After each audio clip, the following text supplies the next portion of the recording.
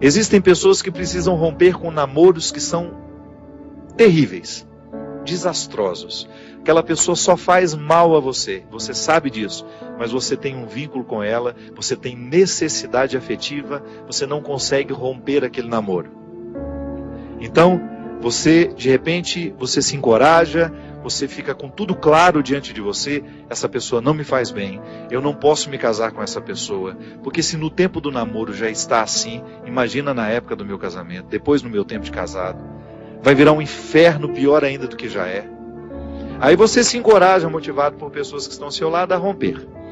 Aí é terrível no dia que você rompe. O sofrimento é cruel dentro de você. Parece que você nunca mais vai se recuperar, que você só pensa naquela pessoa. Por quê? Porque apesar dela te fazer tão mal, você tem um vínculo doentio com ela, de dependência afetiva.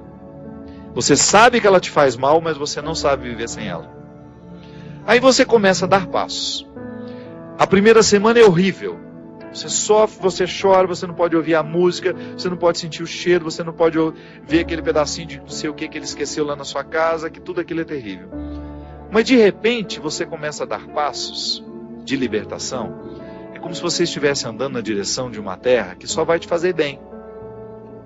E um mês depois aquele sofrimento ficou melhor, 2 meses depois aquele sofrimento melhor, e de repente você não está nem mais lembrando. Claro que ainda existe ali um vínculo silencioso sendo desarmado, porque a dependência afetiva, ela não morre da noite para o dia. A gente precisa, é como se você fosse sufocando uma célula cancerosa com o processo da quimioterapia, sabe? Que você vai retirando a vida da célula cancerosa, que é a célula que nos mata. Aí digamos que 3 meses depois, você encontra de novo com aquela pessoa e você tem aquela famosa recaída. Aí pronto. O castelo que você estava construindo, o chão que você tinha andado, que tinha sido tão difícil, você joga fora e você volta para o Egito, você volta para a escravidão. Você faz o mesmo que os companheiros de Moisés queriam fazer, voltar a comer a cebola, voltar a comer o alimento podre, estragado. Aí você reata aquele relacionamento, porque ele é doentio e você não cuidou da devida distância que você deveria manter.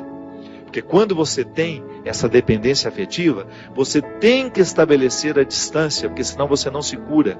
Você tem que parar de querer saber da vida daquela pessoa, porque senão você não se cura. Você precisa parar de ficar fuçando o Facebook dela, porque senão você não se cura. Você precisa parar de ficar investigando a vida. Onde que ela foi? O que ela está? Você tem que cessar todos os pontos que podem lhe fazer querer voltar para o Egito. Porque senão você nunca vai se libertar. Aí 3 meses depois você está bela e formosa já, matando a célula cancerígena, você vai, dá mais uns beijos na boca, volta àquela dependência horrorosa e o inferno retorna na sua vida. Na sua primeira semana é até bom que está tudo voltando. Daqui a pouco, minha filha, você está num inferno pior do que você estava 3 meses atrás. É assim. Quando a gente não sabe viver o desconforto que nos edifica, a gente se boicota o tempo todo. É como parar de beber, é como parar de fumar. Você fica sem fumar 1 ano e você comemora porque você parou de jogar aquela toxina cancerígena no seu organismo. E de repente você vai lá e acende um cigarro de bobeira e aquele vício volta como se fosse um monstro capaz de te comer inteiro. Pronto. Todo aquele sacrifício que você fez dos primeiros dias sem fumar vão para o saco. Por quê? Todo aquele sacrifício vai para o saco. Por quê? Porque você não foi capaz de viver o desconforto de renunciar. Minha gente, é impressionante como essa mão de Deus nos auxilia assim, nos fazendo conscientes do que nós precisamos romper na nossa vida. São situações que a gente precisa estabelecer limites para elas, porque senão a gente não vai ser curado nunca. A gente vai ficar eternamente doente na fila dos necessitados, chorando e mendigando um pãozinho de bondade do outro, um pãozinho de afeto do outro. Pelo amor de Deus, nós não fomos feitos para isso. Nós não fomos feitos para ficar arrastando dependentes afetivamente dos outros. A gente foi feito para amar. E o amor só tem sentido na nossa vida se for para nos edificar, se for para nos ajudar a atravessar o desconforto do deserto. Caso contrário, ele não faz sentido. Esse pseudo-amor, esse falso amor que às vezes a gente diz sentir um pelo outro, que não nos ajuda nos desconfortos do deserto. Eu preciso viver os meus desertos, você precisa viver os seus. E os verdadeiros amigos são aqueles que reconhecem os desertos que o outro precisa passar e fala: isso mesmo. Vamos passar por esse deserto porque você precisa dele. Agora, a Poliana, ela quer aquela vida feliz, ordenada. Lembra daquela personagem? A Poliana, onde tudo era o jogo do contente, né? Para com isso.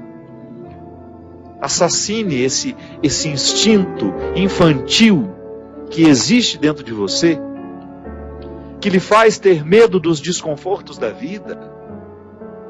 O desconforto da vida, quando bem vivido, ele só nos torna melhores. Tira essa máscara de coitadinha que você gruda na sua cara para os outros terem eternamente pena de você. Você só perde tempo na vida assim. Que bobagem! Deus nos segura na nossa mão é para a gente ter condições de atravessar esse deserto. Não é para ficar recaindo eternamente e voltar a comer as cebolas do Egito, porque a gente teve dó de nós, porque a gente teve dó do outro, não. A caminhada é para frente que se vai. E chega um momento quando Moisés chega diante de Deus e fala: agora você resolve essa situação, porque eu não sei mais o que fazer. Já construíram um bezerro de ouro no meio do caminho, já arrumaram confusão, já estão adorando até outras situações, então nem lembrando que o Senhor existe. Eles só não voltam porque está longe demais. Mas retornam de outra maneira, não retornam na geografia. Sabe? Eles não voltam geograficamente porque estava longe já do Egito. Eles morreriam no meio do caminho. Mas não voltavam geograficamente, mas voltavam afetivamente. Porque às vezes a gente já ultrapassou o território da nossa escravidão físico. Eu já saí da cadeia, mas a cadeia não saiu de mim. É assim que funciona. Eu já dei os passos na direção da minha liberdade, mas eu não fiz a conquista da minha liberdade. Eu não decretei a conquista da minha liberdade. Então eu fico afetivamente preso ao meu passado, lamentando as cebolas do Egito, lamentando o namoro que terminou, a situação que foi terminada, a amizade que foi traída. Então, quando Moisés está diante do Mar Vermelho, e ele fica apavorado, porque agora eles não tinham mais para onde ir, ou atravessavam o mar, ou voltavam para o Egito, e o exército do faraó já estava chegando para capturá-los. O que ele faz? Ele tem uma reunião particular com o Senhor, né? Uma audiência particular de urgência. Liga lá para o secretário de Deus e fala: pelo amor de Deus, você pede para ele me atender hoje, que eu não posso mais ficar sem essa resposta. O exército do faraó está chegando.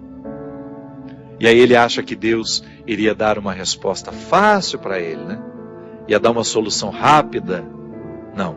O que Deus fala? Lembra, Gino? Lembra? Corre, né? Entra nessa água. Olha que frase forte. Diga ao povo que caminhe. Eu não vou fazer por vocês o que só vocês podem fazer. Eu vou dar todas as graças para que o milagre aconteça. Eu vou fortalecer a coragem de vocês, mas se não colocar o pé na água, se não desafiar este mar, ele não se abre. E foi o que o povo fez. Moisés à frente, certamente, cheio de medo também, né? Ai, meu Pai de misericórdia, o que vai acontecer agora? Quando ele começou a entrar, a colocar os pés na água, Deus faz a sua parte. Minha gente, a nós nem importa se isso aconteceu dessa maneira mesmo. A nós interessa é o fato de que Deus faz diariamente isso na nossa vida. Sempre que eu me encorajo a vencer os mares que me desafiam, eu estou exercendo o cuidado de Deus na minha vida. Sempre que eu me encorajo a colocar o pé no mar que me ameaça, eu estou cumprindo a parte da promessa de que Ele estará sempre ao meu lado. Você faz a mesma coisa. Sempre que você desafia os seus mares, sempre que você enfrenta os seus desconfortos, quando você não tem medo do desconforto que lhe chega, quando você olha para ele de frente, você fala: e agora? O que é que nós vamos fazer a partir desse momento? O que você me traz de bom? O que você está me desafiando? Eu vou aqui recrutar as minhas melhores partes, porque só isso me interessa. Se o desconforto me chega, eu preciso atravessar esse deserto para poder alcançar essa parte da terra prometida que me espera. É assim que funciona. Não há uma fórmula mágica para a vida. Ainda que a gente não acreditasse em Deus, nós teríamos de viver os desconfortos que nos fazem crescer. Ainda quem não crê em Deus precisa enfrentar os desconfortos de sua história, de sua existência. Agora é claro que quando a gente acredita em Deus, quando nós acreditamos de que existe alguém superior a nós, nos capacitando para a gente fazer a travessia, um conforto a mais nos é oferecido. Por isso, baseados na experiência deste conforto que eu já fiz, que você já fez, em muitos momentos, quando essa mão de Deus cuidou de nós, e que a gente dá continuidade ao processo de caminhada, de enfrentamento. É enfrentamento, a palavra é essa. Se a gente não vive os enfrentamentos diários dos nossos desertos, dos nossos conflitos, dos nossos medos, a gente nunca vai chegar ao conhecimento da terra que Ele nos preparou.